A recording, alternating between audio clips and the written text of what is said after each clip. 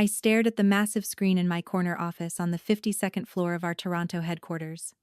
Maple Interactive stock had just crossed another milestone. Market valuation, sitting at $840 million. Not bad for a silly phone game my parents had deleted from existence and sold behind my back 8 years ago. My phone buzzed. A text from Mom.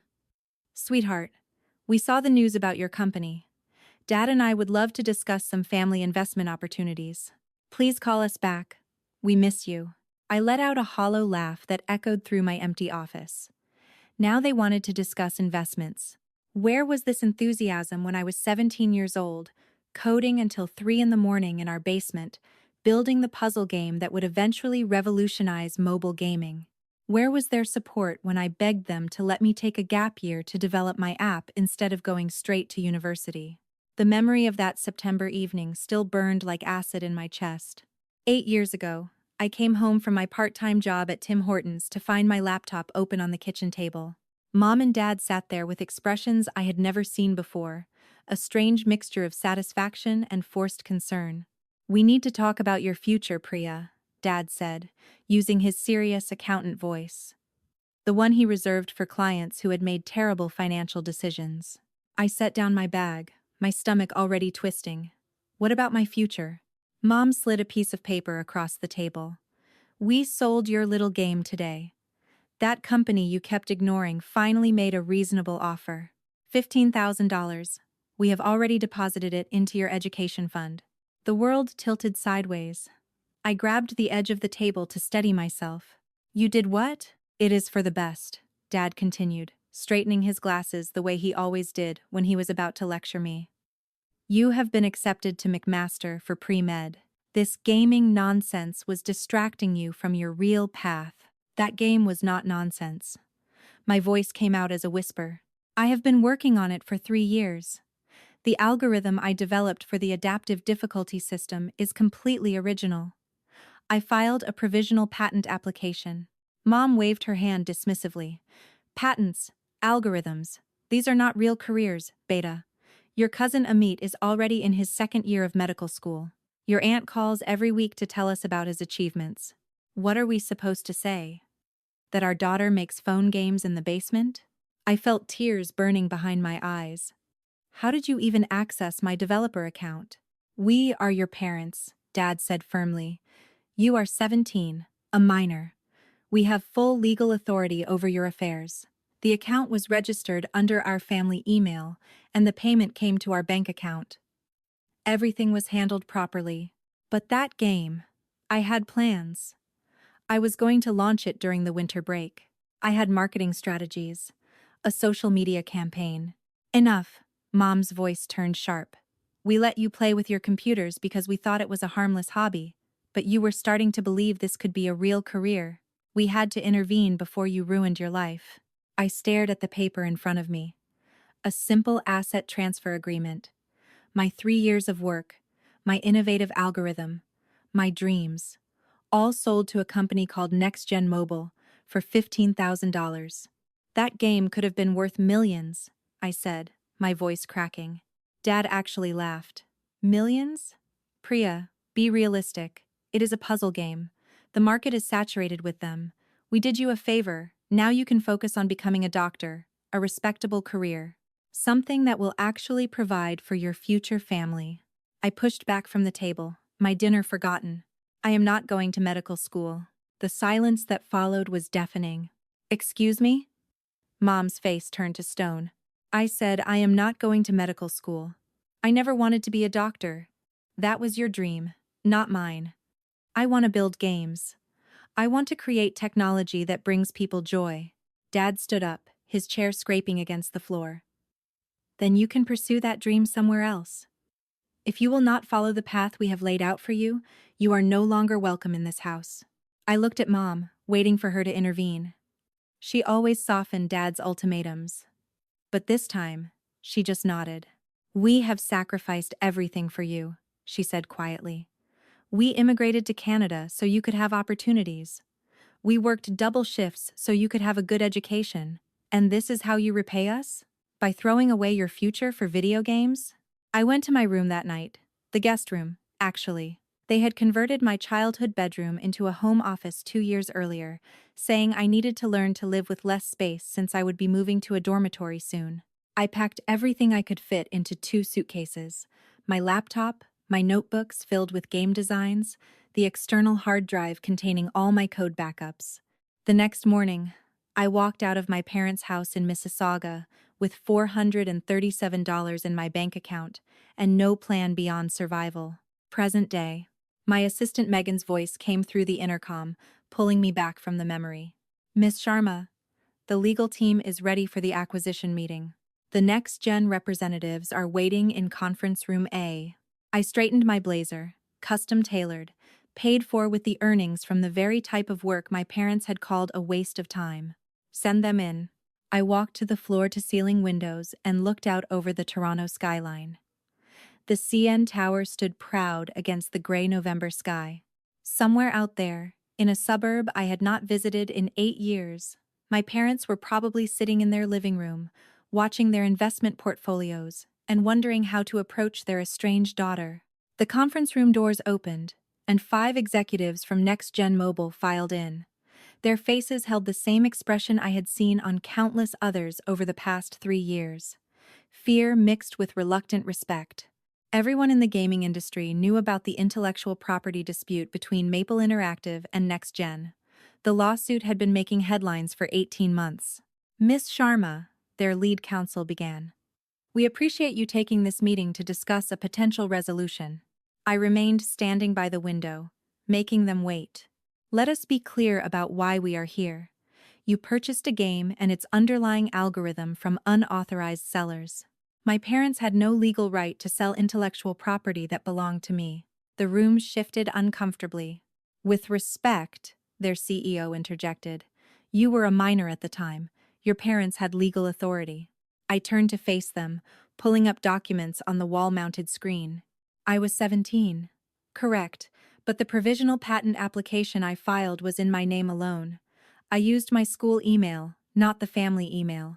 The original code commits are time-stamped and attributed to my personal developer account, which I created when I was 14. Your legal team has already verified this, which is why you are here today instead of in court. We paid $15,000 in good faith, their CFO said weakly.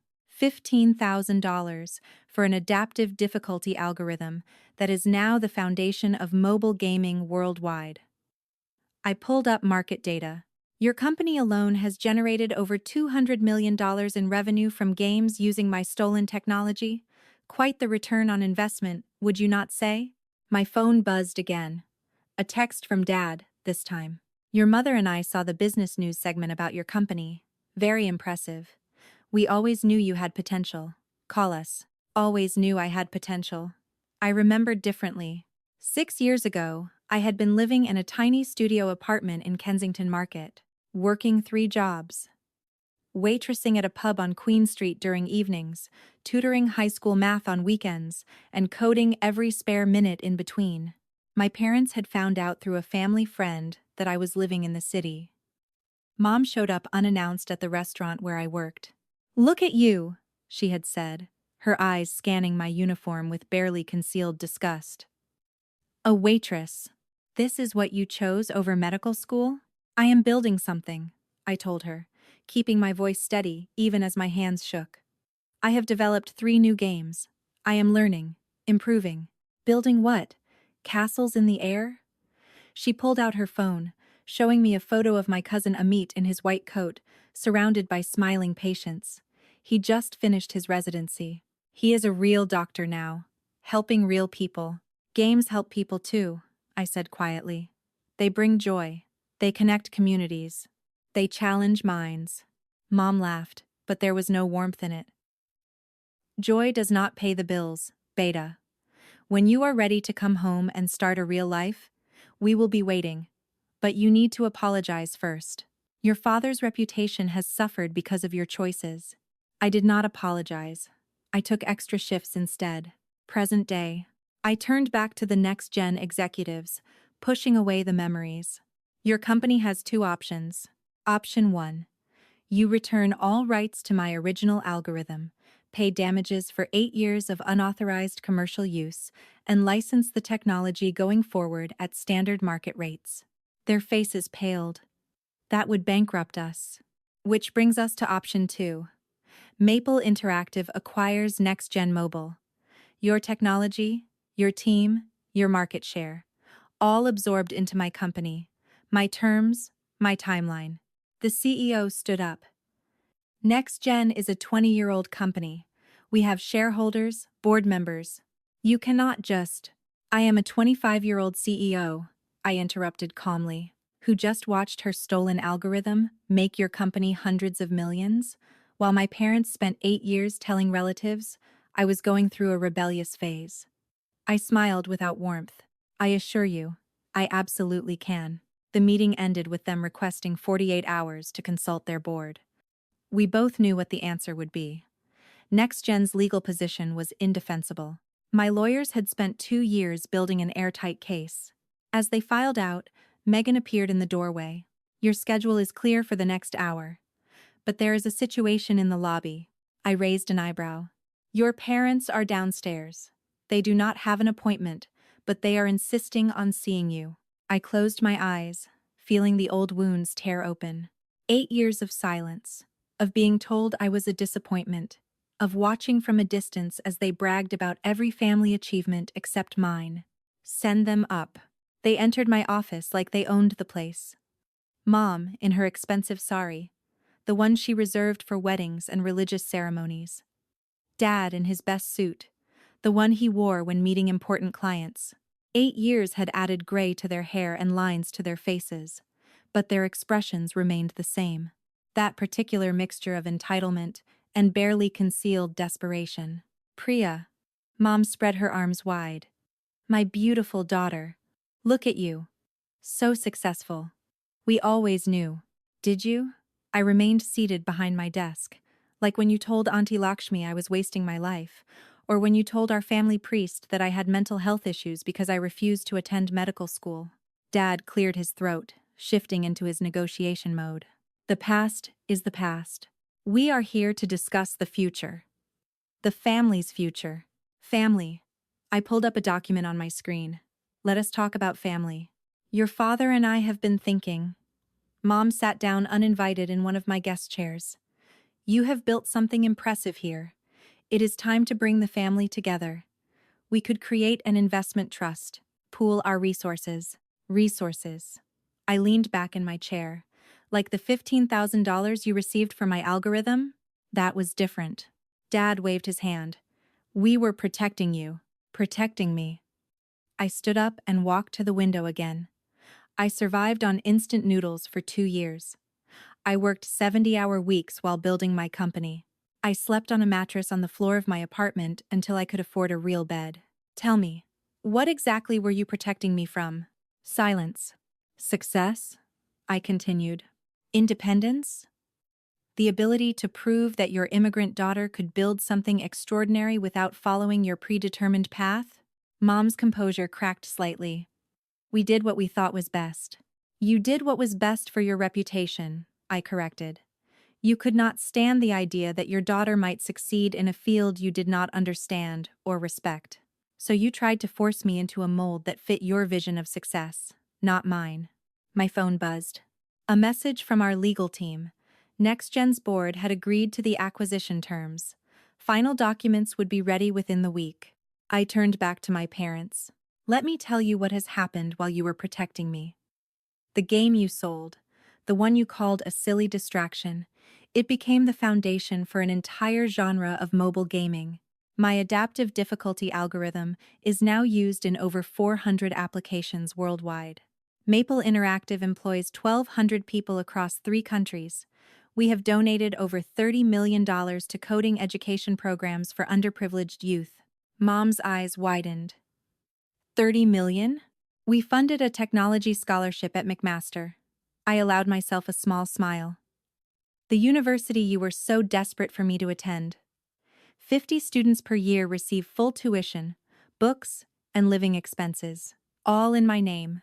All dedicated to students pursuing careers in game development and software engineering. Dad reached into his jacket pocket, pulling out a folder. We have prepared a proposal. A family investment fund. We could combine our savings with your company's resources and… I took the folder and glanced at the figures inside. Their entire net worth, the house in Mississauga, Dad's retirement savings, Mom's jewelry collection. All of it together was less than what Maple Interactive generated in profit last month. Before we discuss any proposals, I said quietly, there is something you should know. I pulled up NextGen Mobile's shareholder registry on the wall screen. 5 years ago, when NextGen started becoming successful with my stolen algorithm, a lot of people wanted to invest, including some members of our extended family. I zoomed in on a specific entry. Rajesh and Sunitha Sharma. 5,000 shares. Purchased in 2022. That is you, is it not? The color drained from my parents' faces. You invested in the company that profited from stealing my work. I let that sink in. You told the family I was a failure, and then you put money into the very company that was using my technology to make millions. We did not know, Mom whispered. You did not care to know, I corrected her. You saw a successful gaming company and wanted a piece of it, never once questioning where their technology came from or why it looked so similar to what your daughter had been building in your basement. I pressed a button, bringing up the acquisition terms. Next week, Maple Interactive will acquire NextGen Mobile. All shareholder equity will be converted at current market value, minus the legal settlement for intellectual property theft. Dad's face went gray. What does that mean for our shares?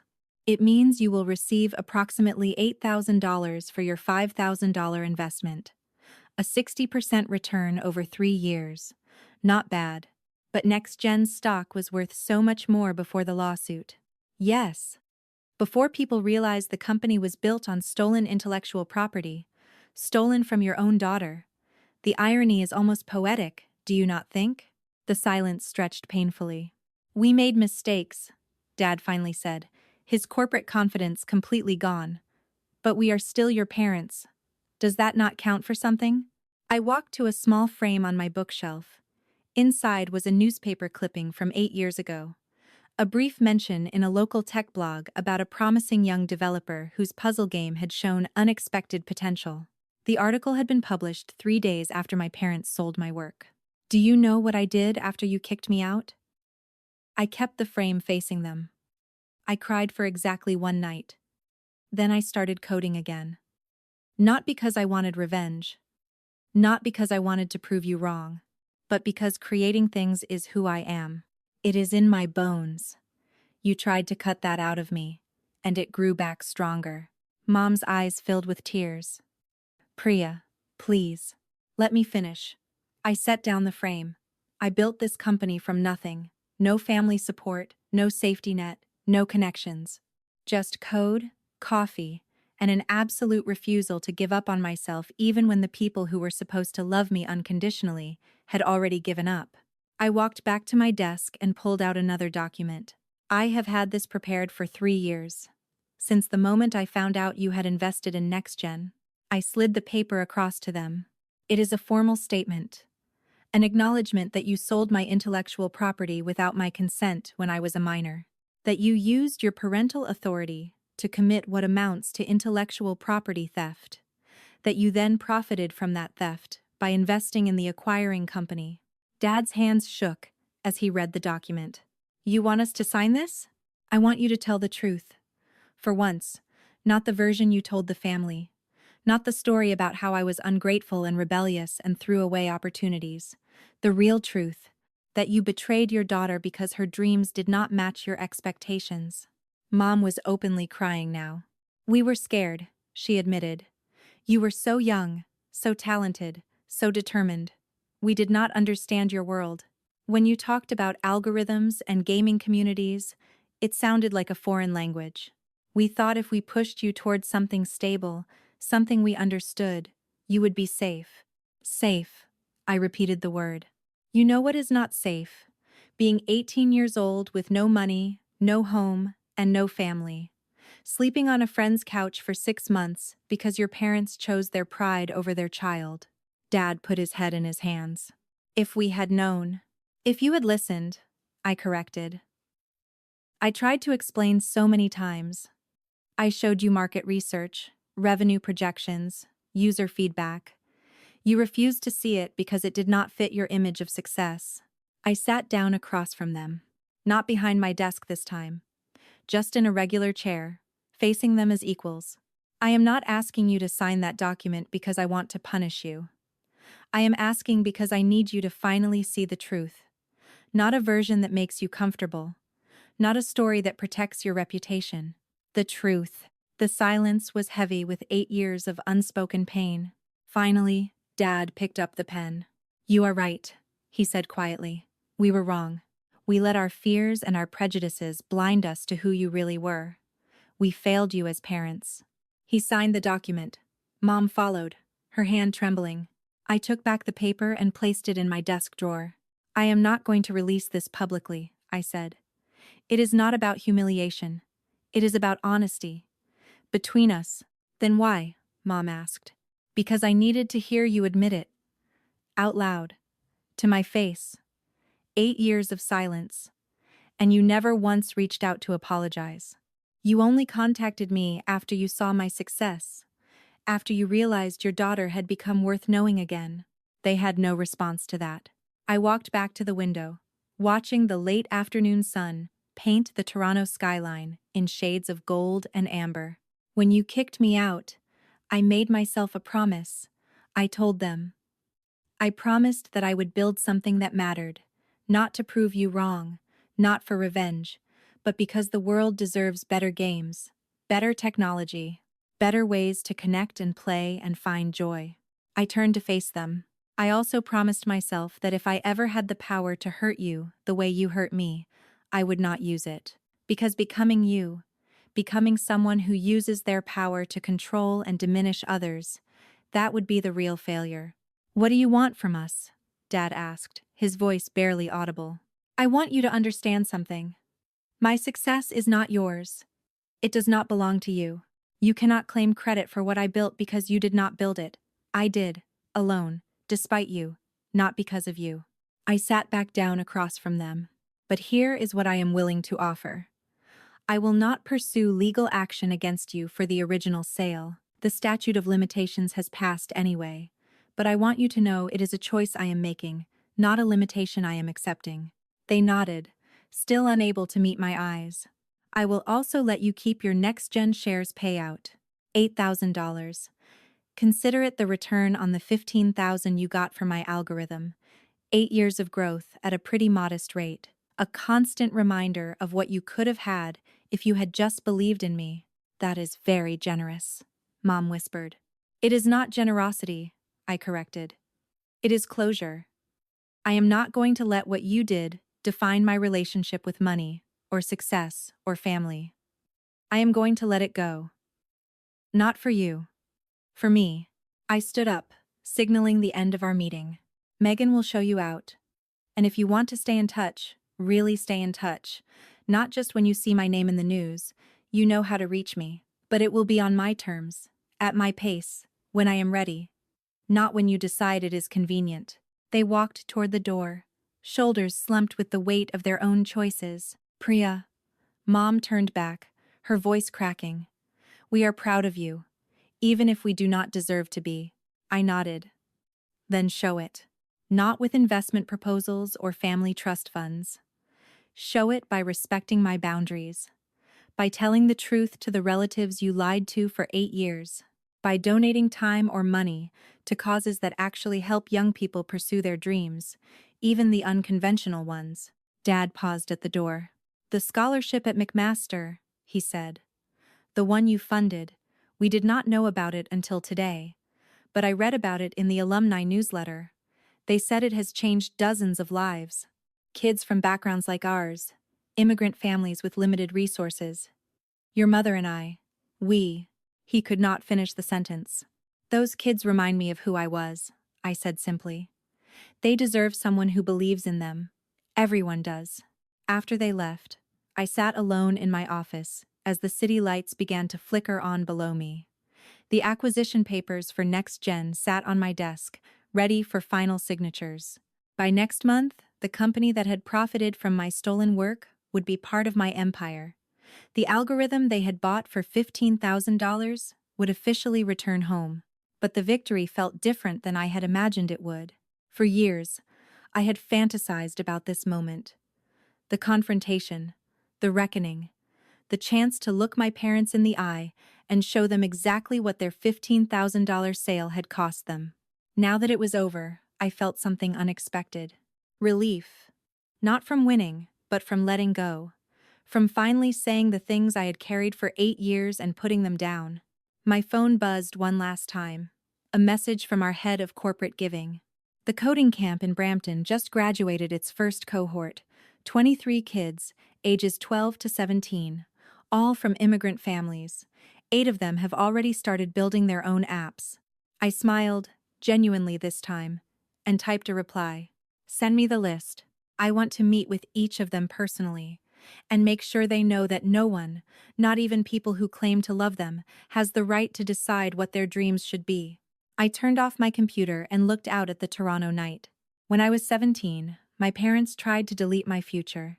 They sold my work, dismissed my dreams, and told me that success only came in shapes they could recognize.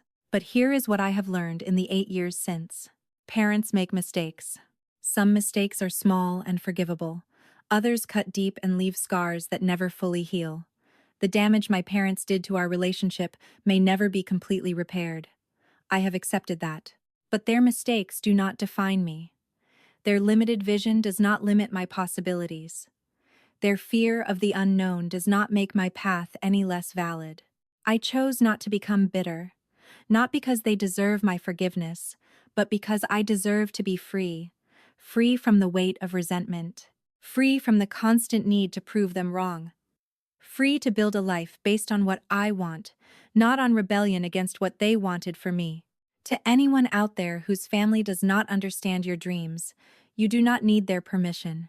You do not need their validation. You need only your own belief in what you are building and the discipline to show up every day and do the work. Success is not revenge. Real success is building something that matters, something that helps others, something that makes the world a little better than you found it. And, to the parents listening, your children are not extensions of your unfulfilled dreams. They are not investments in your retirement or reflections of your social status. They are human beings with their own paths to walk. The best thing you can do is walk beside them, even when the road leads somewhere you never expected. I picked up my coat and headed for the door. Tomorrow there would be more meetings, more negotiations, more building. But tonight, I was going to visit that coding camp in Brampton. 23 kids who reminded me of myself at their age. 23 dreams that deserved someone to believe in them. Because sometimes the most valuable thing you can build is not a company or an algorithm or a fortune. Sometimes it is a bridge between where you have been and who you want to become. Sometimes it is the simple act of telling another person, I see you. I believe in you. Your dreams matter. That is the legacy I am building. Not billions of dollars or corporate acquisitions or industry dominance. Just a world where one more kid gets to hear the words I never heard from my own parents. Follow your path. I will be here cheering you on.